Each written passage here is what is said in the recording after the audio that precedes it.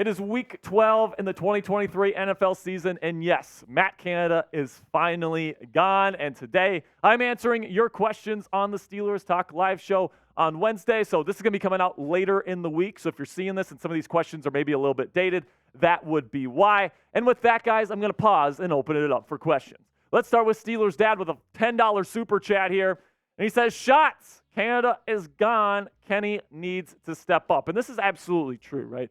I mean, all the people that have been on Steelers Twitter saying that this is Matt Canada's fault for why Kenny Pickett stinks. Now is the opportunity for Kenny Pickett to prove those people right. Now with Mike Sullivan calling the plays and Eddie Faulkner being the guy in charge of the game planning, it's going to be interesting to see if Pickett has a significant rise in play. I definitely think there's going to be an improvement in terms of play calling sequencing. It's still going to be the same playbook, so I still think there's a cap on what the Steelers can do offensively in terms of production this year.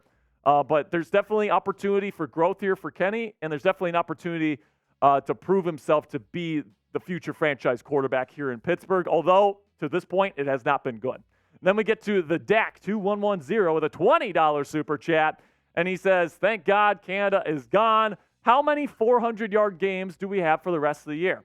So, you know, you're still dealing with Kenny Pickett, who statistically is one of the least accurate quarterbacks in the league. Statistically, he's one of the least valuable quarterbacks in the league. So I'm not sure. You have to have a really great game passing-wise to get to 400 yards. This is a big reason why the Steelers have not done too well in terms of getting to 400 yards is because they haven't had the quarterback to get that job done, right? But you got the Bengals, who have a decent defense. Don't think you're going to put up 400 on them. The Cardinals' defense stinks. So maybe you put up 400 there. Patriots are hit or miss on the defensive side of the ball this year. Colts just lost Shaq Leonard. Who knows how bad they're going to be? So I'm going to, you know what? I'm going to say one. I'm going to say one game this season. Kenny Pickett does a good enough job to get this team to 400 yards. And then next season, hopefully with the new offensive coordinator and maybe a new quarterback, those 400-yard games will be coming very more frequently. Then we got one from Just Webb's World with a $5 super chat. And it says, if Kenny still doesn't take the leap, do you trade up for a quarterback, and who do you trade up to get? So I think it depends on where the Steelers are sitting, which quarterbacks, because I'm going to be completely honest with you guys. I haven't done pretty much any research on any of the quarterbacks outside of Caleb Williams and Drake May. And right now the Steelers sitting at 6-4, they're not getting either one of those quarterbacks, man. So I you know, something that's interesting to me, you know, a bunch of different names come to mind. Bobby Penix, Jaden Daniels is definitely intriguing with his physical profile. Bo Nix is another guy. J.J. McCarthy, maybe, even though I'm lower on him.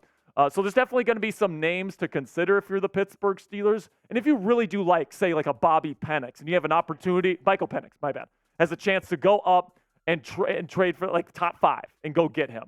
I mean, maybe you consider that. But, I mean, at the end of the day, you have to make the right choice for your organization. You have to get the quarterback right. If you don't have the right quarterback, you're not going to win a Super Bowl. So Omar Khan, Mike Tomlin need to get this right moving forward.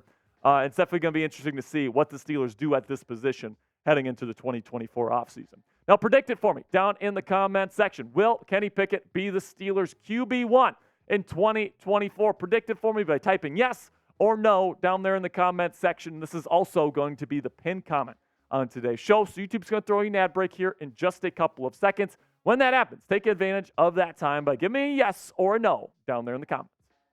Then we got one from Lazy Sharky who says, do you trade Najee in the offseason after Warren's success? Well, I can tell you this much. You're not going to pick up his 5th-year option, right? Because you're not going to be paying both of these guys big money. And if you're going to pay one of these guys in the future, it's going to be Jaylen Warren, right? And Warren still isn't due up for a couple more years. But you're not going to be paying Najee Harris a big contract with Warren still on the docket. Warren is still very young, so is Najee, but I'm looking at Najee. If you get the right deal for him, I would say yes. But he still has a very important role in this offense as a potential number 2 running back. He would be one of the best number 2 running backs in the league if you keep him. So if somebody's willing to give you a pretty darn good deal for him, I would probably take that and draft it and then draft his replacement on day 2 or 3 of the draft. I think that would be a decent plan if you're the Pittsburgh Steelers and really pair Warren up with a really nice running back and really try to establish yourselves as one of the best running attacks in the National Football League. So it'll definitely be interesting. They're not going to be picking up his 5th-year option. but the trade idea is definitely intriguing moving forward. Then we got one from Chase Dreams with a $5 super chat here. And he says, any chance we look at Georgia's Carson Beck, and any chance we look at signing Shaq Leonard, who was just released. Now, Carson Beck is interesting because he's very polished as a passer right now. Good footwork, gets the ball where it needs to go. There's a reason why Georgia and their offense is still really, really good right now. Beck definitely has the talent around him. Is he the next, is he the next Georgia quarterback to come out that's just, a product of the system? Potentially. But he's definitely an option. I'm going to be diving into the film on these guys probably over the next several weeks, and I'll probably have a full list of names to go get here in the near future. But, yeah, definitely a name to be watching out for. And then when it comes to Shaq Leonard, definitely an interesting name. But, to pick him up off waivers, it's going to cost about $6 million plus. And then I really don't think he'll sign for the minimum, which is really what the Steelers can afford him at. They just brought in Blake Martinez this week. I don't think they're going to be adding anybody else. So Shaq Leonard, I think, is going to be probably elsewhere here to finish the 2023 season. Now, before I get into the rest of the questions on this week's mailbag, let's have a word from our sponsor here at Prize Picks. Go to prizepicks.com/CLNS and use our code CLNS for a first deposit match up to $100 today. If you're looking for a way to spice up your game days this NFL season, Prize Picks will be perfect for you because it's a skill-based, real money daily fantasy sports game. And if you're wondering how that works, here's how.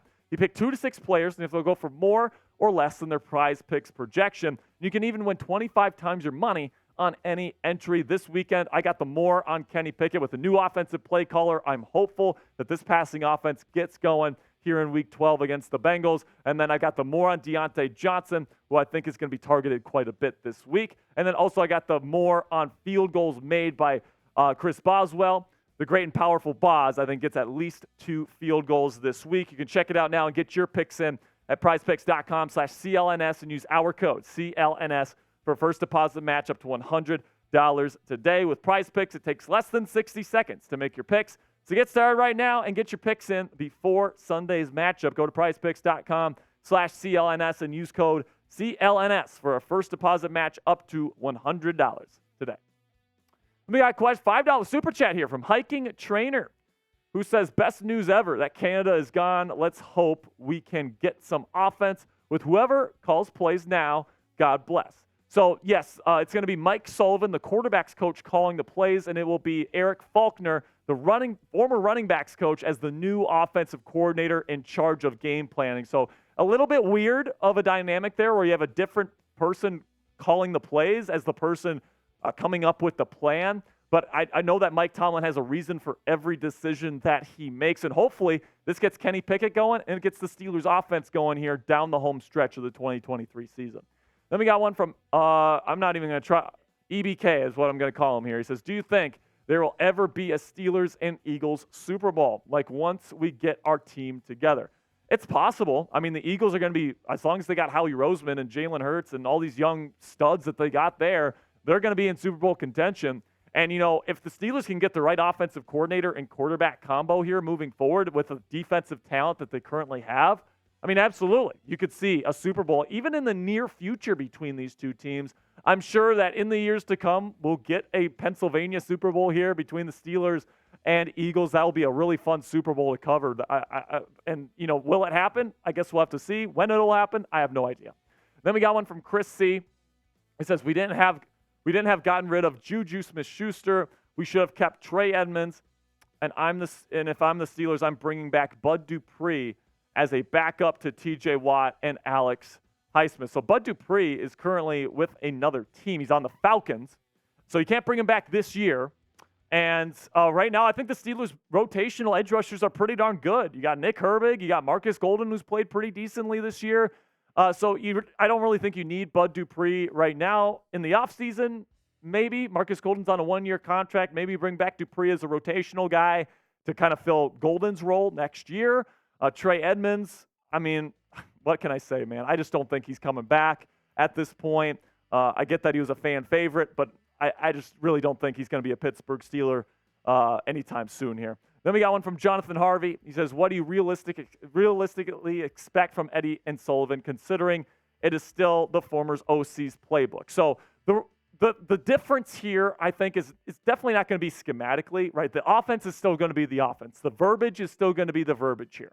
But the situational play calling is going to be hopefully improved here, right? Because we've all heard that opposing defenses knew what the Steelers were running before they even ran it because of the formation that they were in, right? So moving forward, I think Eddie Faulkner and Mike Sullivan are going to do a better job at mixing up the looks. They're going to do a better job at, not calling 4 verticals in the high red zone, right? Not doing stop routes on every 3rd and long, right? Not doing ridiculous screen passes with no one blocking in front of them, right? All these different things that Matt Canada would call and didn't work, I think they will wise up to the fact that they're not working, and they'll actually go to the stuff that does work in this offense, which admittedly to this point hasn't been much, but I mean, they're going to go with the trends of what's been working here, and they're going to do their very best. I think it is going to be better situationally than what Canada brought to the table, because in those kinds of situations, picking the right play at the right time, Matt Canada was probably the worst in the National Football League.